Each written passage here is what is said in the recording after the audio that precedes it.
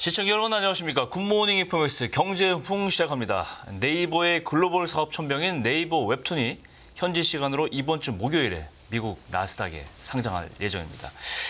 라인야후 사태, 또 실적 약화, 이 파고를 이번 상장을 통해서 돌파할 수 있을지가 주목이 되는데요. 유진투자증권 리서치센터 정의연 연구원님 나와 주셨습니다. 어서 오세요. 안녕하십니까. 요즘 연구원님 여의도에 떠오르는 에너지의 독보적인 샛별이다. 이런 평가 있던데 경제훈풍에서도 앞으로 많은 활약 좀 부탁드리겠습니다. 잘 부탁드리겠습니다. 네이버 웹툰이 드디어 상장을 하네요. 뭐 네. 옛날부터 조금 약간 가능성이 있었는데 이게 상장 미국 법인 이름이 웹툰 엔터테인먼트 이렇게 됩니까? 네. 그러니까 네이버 같은 경우에는 사업 부문이 크게 5가지예요. 예. 그래서 광고 부문, 커머스 부문, 그리고 핀테크, 예. 그리고 클라우드, 그리고 마지막으로 이제 컨텐츠인데 네. 컨텐츠 내에서 있는 이제 대부분의 매출이 네이버 웹툰에서 발생이 됩니다. 그렇죠. 근데 네이버 웹툰 같은 경우에는 사실 국내 유저들이나 투자자분들은 국내 네이버 웹툰만 익숙하시겠지만 사실 네. 네이버 웹툰은 글로벌 사업을 영위를 하고 있거든요. 그러다 보니까 국내에서는 굉장히 성숙한 시장인데 일본 쪽과 이제 북미, 유럽 쪽을 좀 푸시하기 위해서 네이버가 2020년에 네. 구조를 개편을 했어요. 예. 그래서 지금 제일 이제 모회사가 웹툰 엔터테인먼트로 예. 지금 현재 미국의 법인으로 있는 상태이고 그 밑에 100% 자회사로 국내에 있는 네이버 웹툰이 자회사가 되는 것입니다. 아, 국내 네이버 웹툰이 네. 미국 네이버 웹툰의 자회사다. 그렇죠. 아. 미국에 있는 웹툰 엔터테인먼트 자회사고 예, 예. 그리고 일본에 있는 라인 디지털 프론티어도 이제 미국에 있는 웹툰 엔터테인먼트 자회사로 예. 이제 일본 내에서 그런 웹툰 사업을 영위를 하고 있고요. 이번에 나스닥 공모 가격 희망 밴드가 최고가 21달러. 이게 돈이 보통 1,500만 주면 3억 1,500만 달러, 한 4,300억 원을 이번 상장을 통해서 조달한다. 뭐 이런 스케줄이죠. 네, 맞습니다. 그래서 밸류에이션 같은 경우에는 약 3.7조 원에서 4조 원 정도 되는 규모로 전체 몸값을 인정을 받았고 예. 조달되는 자금이 약 4천억 정도 되니까 한 10% 정도의 이제 자금 조달이 있다고 생각하시면 될 것 같아요. 예. 그래서 네이버가 지금 아까 말씀드린 미국에 있는 법인의 웹툰 엔터테인먼트의 지분을 70%를 가지고 있고 예. 2대 주주가 지금 논란이 되고 있는 라인 코퍼레이션이거든요. 그래서 라인 코퍼레이션이 20몇 % 정도를 가지고 있어요. 그래서 예. 원래는 실질적인 지분, 네이버의 지분 현재로서는 80%인데 이게 결국에는 지난달에도 이제 이슈가 많이 됐지만 라인 코퍼레이션의 지분 구조 개편이 어떻게 될 것인가. 그러니까 지분 매각을 할 때 다른 자회사들의 지분을 어떻게 매각할 것인가에 대한 문제도 어떻게 보면 여기에도 좀 얽혀 있는 문제라고 생각합니다. 걸려 있군요. 김중구 네이버 웹툰 겸 대표죠. 네. 이분이 이제 증권 당국에 이제 제출한 증권 신고서에서 대표가 이제 멘트를 하게 돼 있는데 우리 목표는 앞으로 10년 동안 가장 큰 히트를 칠 IP 프랜차이즈를 웹툰에서 발견하고 개발하는 것이다. 이분은 원래 네이버 출신이죠. 네, 네이버 그러니까 웹툰계에서는 좀 되게 유명하신 분이에요. 이게 왜 그러냐면 네이버 웹툰이 지금처럼 이렇게 커지지 않고 예전에 굉장히 작은 사업부일 때 개발자로 입사를 했다가 이제 점점 이제 웹툰의 사업 부문이 커지면서 어떻게 보면 대표까지 오른 좀 입지전적인 인물이거든요. 그래서 그렇군요. 보면 1세대 그 유명 웹툰 작가들과도 이렇게 편집자로 이제 활동을 하면서 굉장히 이제 많은 친분을 쌓아서 기안84라든가. 예, 맞습니다. 기안84는 침착맨. 네. 그래서 강풀 작가 해가지고 굉장히 이제 좀 그런 부분에서의 공로를 많이 인정을 받았기 때문에 이번에 RSU라고 해서 좀 어떤 그런 경영 성과를 달성했을 때 주식으로 보상을 주는 그래서 이번에 굉장히 이제 많은 보상을 받는 것으로 얼마 받습니까? 400억 정도 제가 받는 걸로 봤는데 오, 굉장하네요. 성공만 하면 굉장히 키운 분이니까 당연한 얘기이기도 한데 이 네이버 이 김중구 대표의 커리어 자체가 네이버 웹툰의 역사이다. 이 네이버 웹툰 전체적으로 좀 역사를 좀 정리를 살짝 한번 궁금하니까 한번 해볼 필요가 있겠어요. 네이버 웹툰보다도 국내 웹툰 사업을 먼저 좀 말씀을 드리면 예. 국내 웹툰 같은 경우는 사실 웹툰이라고 하는 게 우리나라가 어떻게 보면 시발점이었어요. 그러니까 그래요? 일본이 만화 시장은 가장 큰 건 맞지만 그렇죠. 일본은 종이 만화 시장이 망가 굉장히 시장이라는 그쵸. 거? 그러니까 일본은 디지털화가 많이 우리나라보다 좀 덜 돼 있다 보니까 상대적으로 우리나라가 절대 규모에 비해서 작을 수 있지만 그 상대적으로 점유율적인 측면에서 봤을 때 우리나라가 굉장히 성숙한 시장이거든요. 그러니까 웹툰 시장이 처음에 2000년대 때는 이게 어떻게 됐었냐면 종이 만화를 그대로 스캔해서 가지고 오는 거였어요. 기억납니다. 예, 우리 예전에 만화 많이 읽었는데 그렇죠. 그거를 그대로 이제 화면으로 가지고 왔는데 네. 이게 언제부터 좀 많이 변화가 시작되냐면 스마트폰이 등장하면서 2010년대 스마트폰이 등장하게 되는데 네. 종이 만화 스캔한 걸 그대로 가지고 오면 읽기가 불편하잖아요. 그렇죠. 이제 확대시키고 그러다 보니까 밑으로 이제 스크롤해서 내리는 방식의 만화가 등장하기 시작한 게 웹툰입니다, 사실. 그래서 그때부터 웹툰 시장이 좀 커지기 시작했고 스마트 보급률이 높아지면서 사람들이 언제 어디서나 스마트폰만 있으면 웹툰을 볼 수 있는 시장이 열리기 시작했고 그렇죠. 그래서 2010년대 중반부터는 여기에 이제 어떤 유료화가 진행이 되면서 웹툰 사업계가 이제 시장 규모로도 굉장히 커지게 되는 것이었죠. 그래서 지금까지 쭉 이어오면서 커져왔는데 그 안에서 네이버는 사실 네이버 포탈이라고 하는 이제 강력한 플랫폼 무기가 있었기 때문에 네이버 포탈에 들어가서 만화 페이지를 보고 이거 한번 들어가서 볼까? 네. 웹툰 한번 볼까? 이런 식으로 성장을 했던 거거든요. 그래서 2005년부터 어떻게 보면 웹툰 사업 부문이 시작이 돼서 네이버 웹툰이라는 플랫폼이 현재는 국내에서 1위 점유율 1위 플랫폼이기도 하고 그리고 전 세계적으로도 일본이나 지금 북미 쪽으로도 좀 진출해 있는 상황이기 때문에 지금 굉장히 많은 이제 인기를 누리고 있고 네이버 웹툰의 장점이라고 하면 몇 가지를 꼽을 수가 있는데 예. 우선은 작품 수와 작가가 굉장히 많습니다. 아무래도 플랫폼 파워가 있기 때문에 많다는 것이 있고 뿐만 아니라 과거랑 다르게 요즘에는 웹툰도 되게 많이 발전을 하고 있어요. 예. 그래서 웹툰을 보신 분들은 아시겠지만 웹툰을 열면 BGM도 흘러나와요. BGM도 흘러나오고 그리고 기존에 그냥 흰스크린이었다가 뭐 3D 라는 부분에서 그렇고 그리고 웹툰이 또 인기가 많은 이유 중 하나는 댓글 시스템이 있어요. 그냥 작가와의 소통도 가능하고 내가 읽은 거 관련해서 어떤 그런 감상이라든지 평을 다른 유저들과도 실시간으로 이제 나눌 수 있다는 부분에서 굉장히 많은 이제 인기를 얻고 있다고 생각하시면 될 것 같습니다. 그렇군요. 이게 처음에 시작할 때 다음도 이걸 같이 시작했었고 뭐 지금도 하고 있죠, 그죠? 예, 이게 네이버도 하고 있고 이게 두 축이 우리나라가 웹툰을 오픈해서 제일 처음으로 성공시켰다는 건 사실은 지금 처음 알았습니다. 맞습니다. 일본이 사실은 만화 강국인데, 그죠? 이거를 이제 디지털 시대에 맞게 요리를 해서 처음 본 건 우리나라다. 그러면 이제 왜 네이버 웹툰이 이제 나스닥 상장을 하게 되면 네이버를 비롯한 국내 증시나 웹툰 시장에 영향을 상당히 미칠 것 같은데 이렇게 되면 이제 사실은 뭐 말씀하셨다시피 이제 미국이나 우리나라에서는 이제 흥행을 하고 있고 제가 알기에는 중국에서도 흥행을 하고 있고 미국 쪽에는 좀 약한 건가요, 원래? 웹툰 시장 자체가. 맞습니다. 그러니까 이게 사실 웹툰 시장 자체가 일본도 아까도 말씀드린 것처럼 만화 시장이 큰데 웹툰 쪽은 많이 좀 더졌다고 말씀드렸잖아요. 네.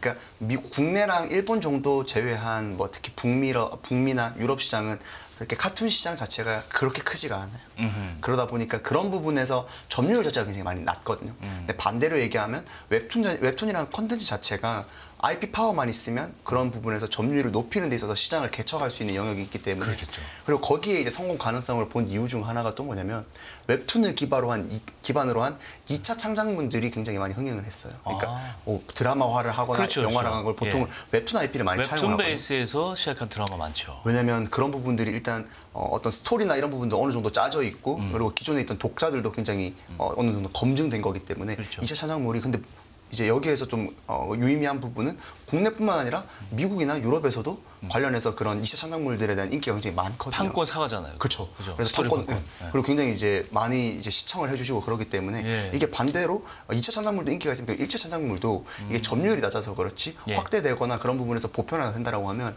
북미나 유럽 지역에서도 뭐 가져갈 수 있지 않을까라고 해서 지금 우리나라에 있는 뭐 카카오도 그렇고 네이버도 그렇고 좀 그런 시장에서의 좀 푸시를 많이 해가고 있는 최근 몇 년간의 상황이었습니다. 그렇군요. 수혜 업종이나 종목들, 이 관련 종목들이 좀 같이 움직이지 않을까 싶은데 그런 것들은 좀 거론이 됩니까? 네, 결국에는 아까 말씀드린 대로 그런 관련 종목이라고 하면 2차 창작물하는 미디어 종목이 될 수도 있고 네. 아니면 네이버 웹툰을 그리는 그러니까 플랫폼에 공급하는 공급자들도 예. 국내에 상장된 몇 개 기업들이 있습니다. 그렇군요. 그래서 그런 기업들이 있는데 근데 제일 어쨌든 시청자분들이 궁금해하시는 거는 네이버 주가에 미치는 영향일 것 같아요. 그렇죠. 그래서 네이버 주가에 미치는 영향을 말씀을 드리면 사실 주요 자회사가 상장한다라고 했을 때 좋았던 기억이 잘 없는 것도 사실이었어요. 왜냐하면 어떻게 보면 자회사가 상장을 한다라는 것은 주요 성장 동력이 되는 게 시장에 이제 다시 나타나게 되면 이제 그런 부분에서의 투자 심리가 좀 모해선에 꺾일 수 있는 뭐 부분들도 있거든요. 근데 다만 그런 측면에서 봤을 때 결국은 네이버가 상장 이후에 어떤 행보를 펼치느냐가 더 좀 중요하다고 생각하고 있거든요. 왜냐하면 아직까지는 그런 성장성에 있어서 뭐 북미나 유럽 쪽에서 많이 안 됐지만 상장 이후에는 뭐 상장 투자금을 바탕으로 뭐 북미 유럽 쪽에서의 좀 확장성을 좀 더 강화한다든지 수입성을 높인다는 측면에서 높이는 방향성으로 갔을 때는 추후에 좀 더 개선될 여지는 있겠지만 당장에는 단기만 봤을 때는 그렇게 좋은 뉴스는 아니라고 생각하고 있습니다. 저도 그 질문 좀 드리고 싶었어요. 이게 이렇게 만약에 상장을 시키고 뭐 북미에서 시장 확대하는 건 좋은데 이게 내재 가치가 사실은 네이버 속에 있던 거 아니에요. 그러면 네이버 주주들은 사실은 불안할 겁니다. 아니 알짜 사업을 내부에서 하지 왜 미국 그 진출을 시키고 네이버 국내 네이버 웹툰 잘 서로 만들어 버리고 그럼 네이버가 원래 갖고 있었으면 이거 다 우리 건데라는 생각을 할 수밖에 없어요. 이게 어떻게 보면 약간 뭐 제가 뭐 죄를 뿌리는 게 아니고 알짜 기업을 이렇게 분리 인적 분할해서 매각해가지고 욕먹는 사례가 많았어요. 실제로 기업 가치가 좀 훼손되고 이런 부분을 만약에 네이버가 미국 시장을 통해서 지금 하는 것보다 훨씬 더 큰 이익을 수익을 낼 수 있다는 설명을 하고 실행만 한다면 이게 아마 좀 주주들한테는 맞습니다. 설득이 될 것이다. 이렇게 정리를 하고 싶은데요. 할 얘기도 많지만 그다음 얘기가 좀 있어요. 이 라인 야후 사태. 이거 네이버는 미국에서 이렇게 잘 나가고 라인 상장을 웹툰이 하면 굉장히 앞으로 기대를 할 수 있는데 라인 야후 사태가 이제 뭐 좀 있으면 이제 결론이 날 7월 1일이면 이제 정부에다가 일본 정부에다가 얘기를 해줘야 되잖아요. 맞습니다. 그동안에 정리를 좀 해볼까요, 좀? 그래서 지지난달부터 라인 사태가 굉장히 많이 뜨거워지면서 국내 여론도 굉장히 반향감을 많이 불러일으켰었는데 네. 사실 어떻게 보면 정치권에서 정부 입장에서 뭐 일본과의 어떤 그런 관계나 그 정상회담을 통해서 라인 야후 사태가 좀 진정된 것처럼은 보였어요. 네. 근데 다만 아직까지도 협상 중인 것이 정설입니다. 그래서 지금 최근에 언론 기사에 따르면 이게 3월, 4월, 그러니까 이게 라인 사태가 불거지기 전에 네. 일본 총무성에 있는 이제 주요한 정치인이 소프트뱅크 손정희 대표와 만나서 이제 했던 말이 일본에 있는 인프라는 일본 것으로 해라라고 했고 손정희 대표가 책임지고 그렇게 하겠다라고 이제 얘기를 하면서 어떻게 보면 뭐 의심으로만 했던 부분들이 많이들 이제 좀 수면 위로 올라오고 있는 거죠. 그러니까 이게 일본 정치권에서 대놓고 좀 밀어주는 것이고 거기에 소프트뱅크도 응하는 방식으로 가는 것들이 이제 많이들 나오고 있는데 결국 지금으로서 봤을 때는 일단 1차적인 악재는 벗어났다라고 제가 말씀드렸던 이유가 7월 1일이라는 일단 첫 번째 시한이 있었는데 그 시한까지는 이 지분 구조에 관련해서 이 변경 부분을 발표를 안 해도 된다라고 했던 것들이 우리 정부의 입장이었기 때문에 7월 1일까지는 안 나타날 수 있어요. 근데 다만 이 지분을 매각하는 방향성 자체는 바뀌진 않은 것 같아요. 그래서 지금 최근에 이사진들도 전부 다 일본인으로 교체되기도 했고 네이버 입장에서도 이런 라인이라는 폭탄을 계속해서 가지고 있는 것보다 차라리 가치평가를 더 잘 받는 방향으로 가서 이러한 리스크를 좀 줄여보자라고 하는 게 내부적으로 좀 얘기가 되고 있고 그런 부분들의 그 입장이 일본 쪽에서도 크게 다르진 않다라고 생각을 하고 있기 때문에 결국에는 7월 1일까지는 아니겠지만 추후에 지분 매각 가능성은 좀 열려 있다. 그래서 결국에 제일 중요한 거는 어떤 방식으로 매각을 할 것이며 어느 정도의 가치 평가를 받을 수 있을 것인가가 더 중요한 관건이 될 것으로 전망을 하고 네이버 있습니다. 입장에서는 지분 매각하는 게 만약에 그렇게 픽스되고 거의 확실시했다 그러면 반대급부적으로 우리가 돈을 많이 받아오든가 가치를 평가하든가 아니면 반대급부로 일본 사업에서 다른 걸 좀 어드밴티지를 얻든가 이렇게 해야 되고. 인프라는 모든 걸 일본에서 가능하게 해라. 일본 거는 일본 걸로 해라. 일본에서는 뭐 이런 얘기인데 그럼 진작에 일본 걸 하죠. 근데 예, 맞습니다. 왜 라인을 왜 써서 지금 잘 되고 나서 나중에 이제 생각해 보니까 이거 좀 심각하거든. 이걸 이제 가져가려고 그러는 이 행동 자체가 약간 좀 상도덕에 어긋나는 게 아닌가 싶기도 하고 국제법상으로는 어떤지 잘 모르겠어요. 라인야후 지분이 지금 소프트뱅크하고 네이버 지분 합산이 64.4%잖아요. 그죠? 네. 결국 이 네이버가 이 지분에 대해서 얼마나 넘기고 얼마나 가치를 평가해서 팔게 되는지 파는 건 뭐 확실한 것 같고 이렇게 되면 네이버 주가가 이제 문제예요. 지금 이거 때문에도 그렇지만은 올해 초에 22만 7천 원이어서 지난주에 16만 7천 원이에요. 뭐 다른 코스피 주가 다 오르고 뭐 펄펄 날아가는 주식들도 많은데 네이버만 이렇게 외면을 받고 있어요. 어떤 배경이 있을까요? 일단 뭐 한마디로 얘기하면 좋은 소식이 잘 없었어요. 그러니까 뭔가 이게 긍정적인 뉴스가 아니라 결국에는 우려와 우려가 계속해서 좀 겹치는 구간들이 이어졌는데 뭐 몇 가지를 말씀을 드리면 일단은 국내에서 지난해부터 광고 시장에 대한 우려도 계속해서 있었고 왜냐면 경기가 계속해서 좀 안 좋아지고 고금리 상황이 어느 정도 완화될 것이라고 했는데 그런 부분들이 좀 안 풀리기도 했다 보니까 그런 부분들이 있었고 두 번째는 커머스 시장에서도 중국 쪽 관련해서 뭐 알리나 테무들의 어떤 그런 중국 직구 플랫폼에 좀 약진이 계속 진행됐기 때문에 커머스에서도 실제로 네이버가 실적 발표에서 좀 거래액 성장이 좀 둔화되는 그런 모습들이 나타났어요. 예. 뿐만 아니라 방금 말씀 주신 자회사 상장이라든지 아니면 라인 이슈라든지 이런 부분들이 겹치면서 주가가 좀 계속해서 부진했었습니다.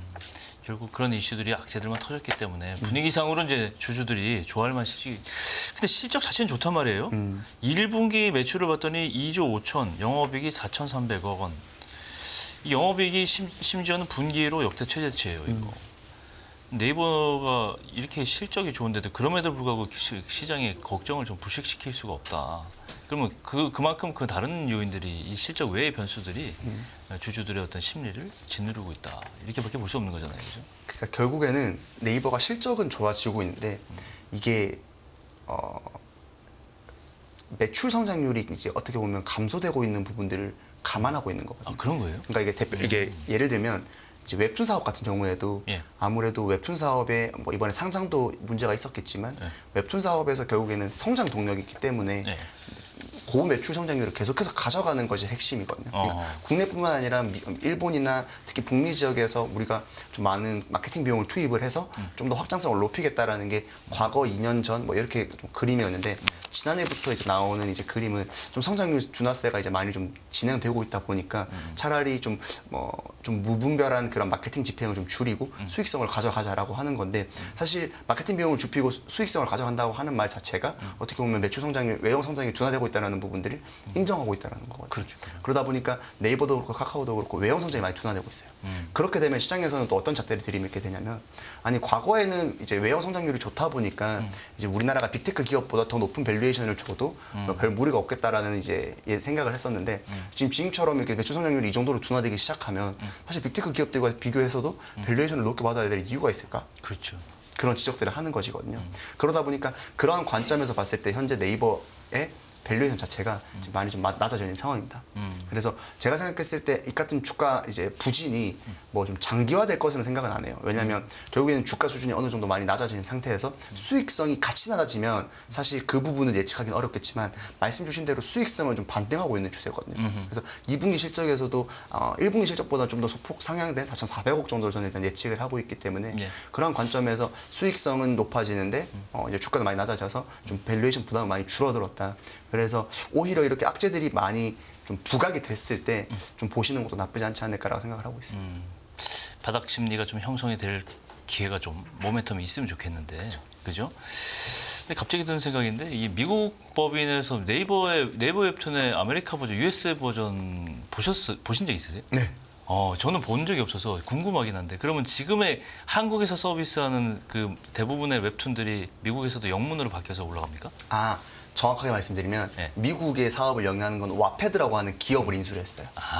그래서 네. 그러니까 이게 우리나라 같은 경우에는 이제 북미에 진출하는 방식에 있어서 네이버 네. 웹툰이 그대로 한 게 아니라 네. 와패드라고 하는 그러니까 그 기존에 하던 북미에서 있던 웹툰 플랫폼이 있었는데 네. 그걸 인수를 한 거죠. 그럼 거기에다가 우리 네이버 웹툰을 올립니까? 그렇죠. 거기에 이제 공급하기도 하고 우리 웹툰을 공급하기도 하고 아니면 그 북미에서의 원래 있던, 작가를 이제 섭외를 그렇죠. 하기도 하는데 그렇죠. 이게 아무래도 그 예를 들면 마블 같은 것도 그렇고 국가마다 만화 좀 트렌드라고 해야 될까요? 맞아요. 조금 그런 동양권도 있고 서양권이 좀 달라요. 그렇죠, 다르죠. 그러다 보니까 우리가 무작정 국내에 있는 웹툰을 계속해서 공급하면 좋지 않을까라고 생각은 할 수 있는데 사실 그런 부분들도 차지하지만 사실 더 많은 만화 부분들이 현지 작가를 이제 섭외를 해가지고 하는, 왜냐면 문화도 다르고 어떤 색채도 다르고 그렇죠. 춤도 좀 다르기 때문에 그렇겠네요. 예, 그런 부분들도 있습니다. 아. 근데 아무래도 네이버 같은 경우에는 와패드를 인수하기 전에 이미 어떻게 보면 어떤 수익 모델이나 아니면 공급 방식이나 그런 부분에서 영향을 갖췄기 때문에 와패드를 인수하고 나서 그런 부분에서 시너지를 내려고 하는 것이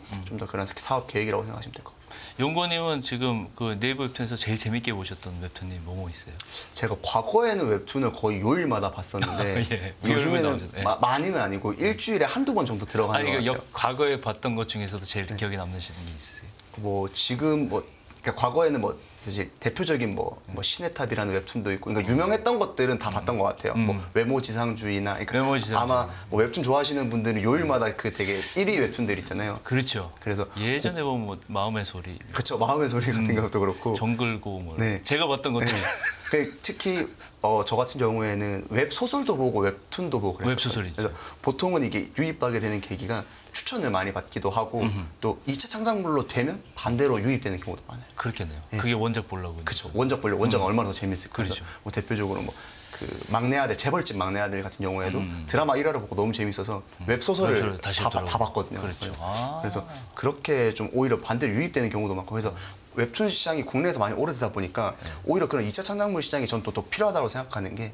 좀 많이 지쳐서 떠나가는 유저들도 그걸 다시 보고 유입되는 경우 같은 게 많거든요. 그래서 그런 부분에서도 좀 유의미한 관점이지 않을까 생각하고 있습니다. 한국의 어떤 그 웹툰에서의 그 개그 코드나 유머 코드가 미국에서 통한다 그러면 이것도 또 다른 K 컬처에도 또한 축이 될 수 있다 저는 생각하는데 이 부분을 과연 미국인들이 봐본 뭐 우리 작품이 물론 다는 아니겠지만 들어가면 좀 공감할 수 있고 또 여러 가지 문화적인 어떤 미국과 한국 간의 어떤 정서 유대 뭐 이런 것도 생기면 뭐 부수적인 효과도 기대할 수 있겠네요. 그죠? 맞습니다. 그래서 실제로 뭐 미국에서 2차 창작물이 인기가 있기 때문에 IP에 대한 부분은 의심의 여지가 없는데 결국에는 그 IP를 좀 어느 정도 각색해서 좀 잘 적용하는 것들이 중요한 영향이지 않을까 생각하고 있습니다. 그렇군요.